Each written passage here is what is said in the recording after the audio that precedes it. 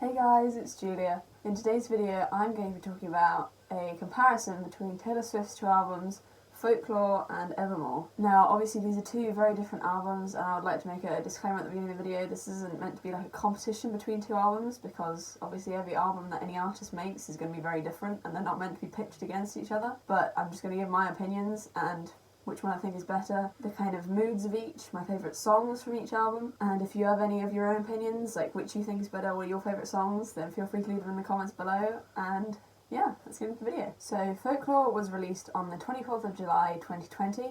Obviously Taylor Swift, our queen, has been very busy in quarantine, releasing a whole album, you know. It was produced by Aaron Dessner, who is a very, very talented producer, and together they make a great team. I really like this album. I actually got the vinyl copy of this album as part of my birthday present, and it is very, very nice.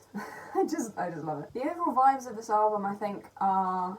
or the kind of mood of this album is, well, after listening to it a couple of times, I think it's very sad. Like, a lot of the songs of this album are really quite sad, and they're quite... I mean, they're not happy songs, they're very emotional, and a lot of them are very expressive and poetic. And compared at least to Evermore, they're very, like, somber songs. They're the kind of songs that you sit and you have a little in your feels moment as the rain, like, falls on your window, and you're just having a bit of a, like, breakup, whatever.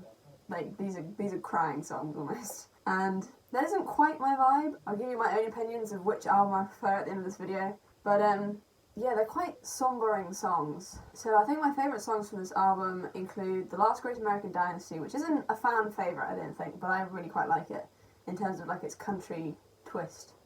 Like, oh, this house on the coast. It's like, oh, I was the guy who bought that house.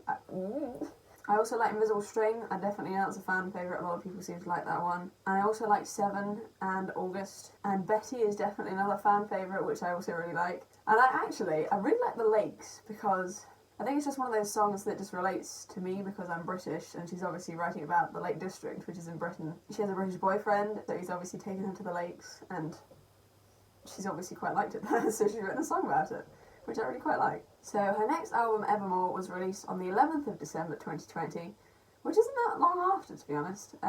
We all thought there was a third album coming. I don't think there's going to be, sadly. But, you know, two albums back to back. They basically are sister albums. It's like busy in quarantine, obviously. Taylor Swift is not slacking. So the overall vibes of Evermore, which I have the CD to, are definitely they're a lot more upbeat songs in general. So they're not quite so sombering and sad. They're a lot more songs like Happiness. Obviously, Happiness as a song is it's still got a sad twinge to it, but it's not, the overall sound of the song doesn't feel so sad. It has a bit of forgiveness and moving on and like looking back over past relationships and so on. So going into my favourite songs, I love Dorothea, and I also love Champagne Problems, and Gold Rush has an amazing chord progression in it, which I just love, love, love, love. Nobody No Crime, which is featuring Haim.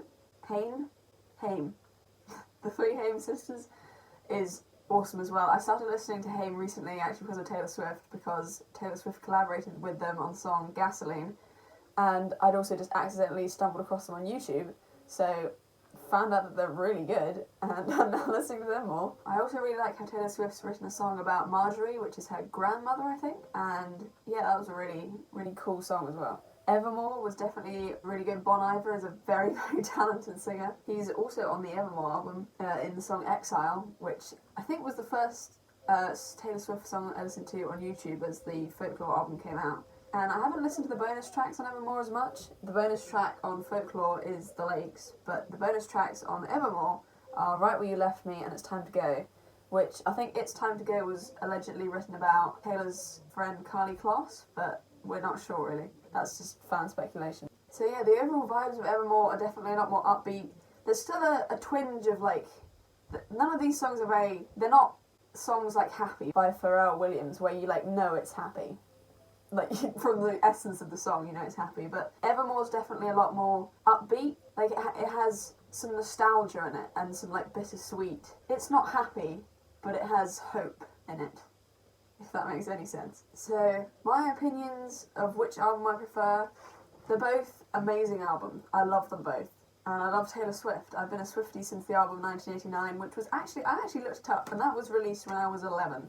So kudos to Mum for buying me that album and introducing me to Taylor Swift, because, you know, she's our queen. And I think the bottom line is my favourite album, I think so far, having listened to the songs, is Evermore, but that's only because I love Folklore as well. I just don't like sad songs as much. I really like the kind of nostalgic twist and like the bittersweetness of Evermore, whereas Folklore is definitely much more sad. Like, I can't think of another word for it. It's just very sad.